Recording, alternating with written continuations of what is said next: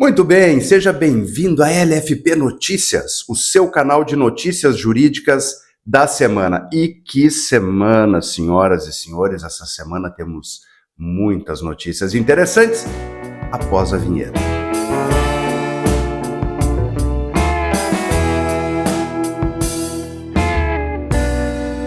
Muito bem, antes de começar com as nossas notícias da semana, eu quero responder a um questionamento que um amigo me fez por WhatsApp. Ele não comentou no vídeo, não deu engajamento, me mandou a pergunta por WhatsApp. Lovato, vai trabalhar só direito civil, só processo civil, não vai trabalhar penal? Bom, eu sou um especialista no direito civil e no processo civil.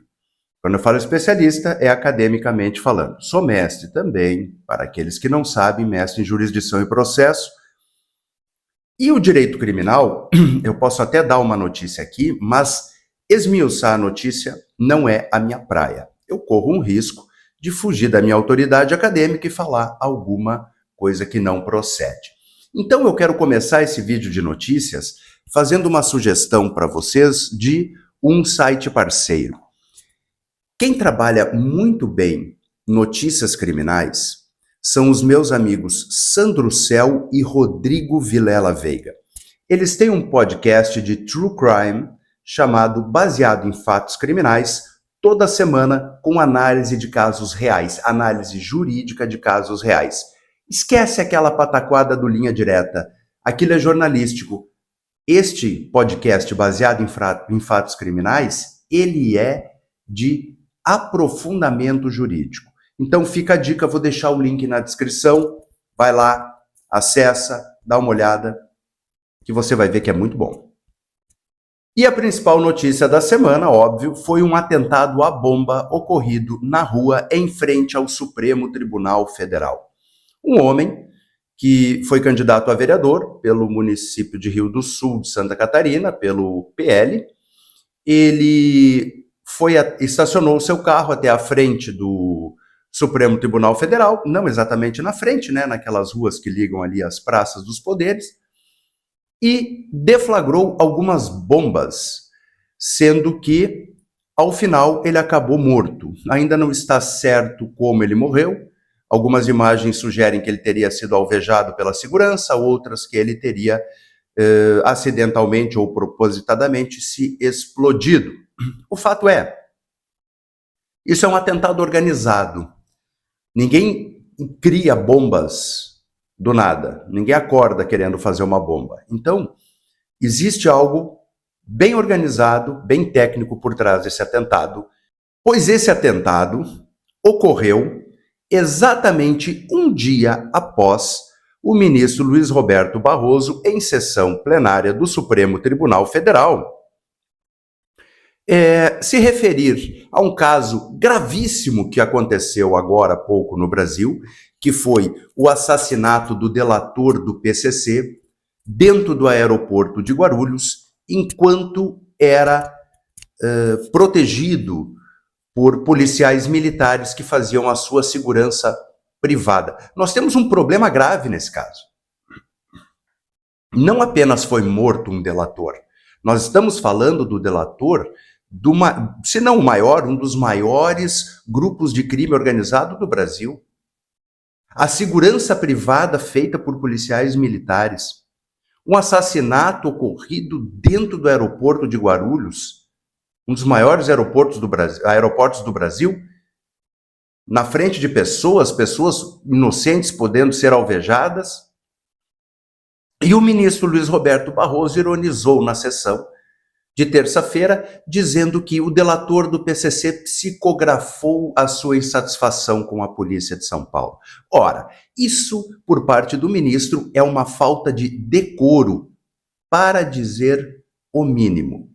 Então, Supremo Tribunal Federal, o seu presidente vem à tribuna com uma frase irônica, engraçada, debochada, os outros rindo. Ministro Flávio Dino, numa sessão, nessa semana, tentando defender o Supremo, disse que não existe decisão monocrática de Alexandre de Moraes, porque todas as decisões são ratificadas pelo colegiado, isso significa, então, que toda falta de decoro do Supremo Tribunal Federal não pode ser atribuída a um ou outro.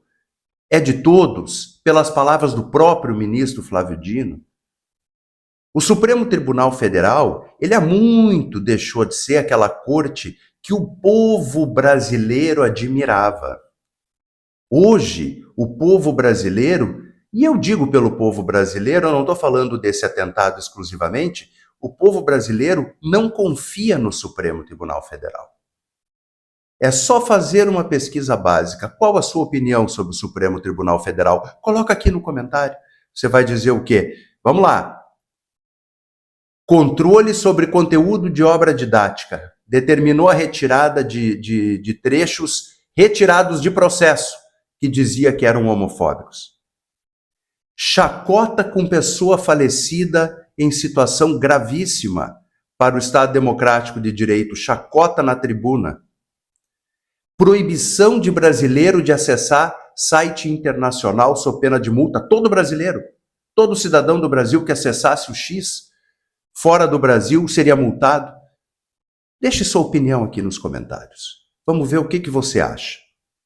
Uma notícia importante vinda do Superior Tribunal de Justiça com decisão útil para o povo brasileiro. Parabéns ao Superior Tribunal de Justiça. Foi publicada na página do Instagram da Corte que o ônus da prova nos casos de cobrança de seguro em que a seguradora se recusa a pagar alegando falta de cobertura, o ônus da prova é da seguradora. Na verdade, o que o STJ fez aqui foi confirmar o que já está no Código de Defesa do Consumidor, nos artigos 12 e 14, não é mesmo? Quando o legislador ele colocou ali que o fornecedor só não será responsabilizado quando provar que não colocou o produto no mercado, que não prestou o serviço, que o defeito não existe ou a culpa exclusiva do consumidor ou de terceiro. Mas demos aqui um passo além para que, dentro de um processo civil, a seguradora tenha que, no mínimo, cumprir a sua parte. E uma outra notícia da semana muito debatida é a PEC, a proposta de emenda constitucional, que quer acabar com a escala 6x1. Primeiro, essa PEC ela não visa apenas acabar com a escala 6x1. Ela tem por objetivo reduzir a jornada de trabalho de 6-1, 6 dias trabalhados, 1 descansado, para 4 dias trabalhados, 3 descansados. A jornada de trabalho semanal seria reduzida de 44 horas para 36 horas semanais. Para esclarecer, esse cálculo de 44 horas ele é feito assim: 8 horas de segunda a sexta-feira e 4 horas no sábado, que seria o sábado de manhã. Ok? Então aqui nós temos uma redução para 4 dias por semana, teríamos então 36 horas semanais, tá? E essa redução, ela vem com base em vários estudos, é uma tendência que tem sido feita inclusive na Europa, e eu acho interessante que muita gente da minha idade, né, pessoal nascido na década de 70 e até antes, diz que essa geração de agora não quer trabalhar. Essa geração de agora não é interessada, é a geração do neném, não trabalha nem estuda, mas eu acho que tem uma coisa importante sobre essa geração. Essa geração, ela se deu por conta que a pessoa não pode se matar trabalhando. Não é esse o sentido da vida. Você precisa trabalhar, mas você também precisa viver. Você precisa ter o lazer.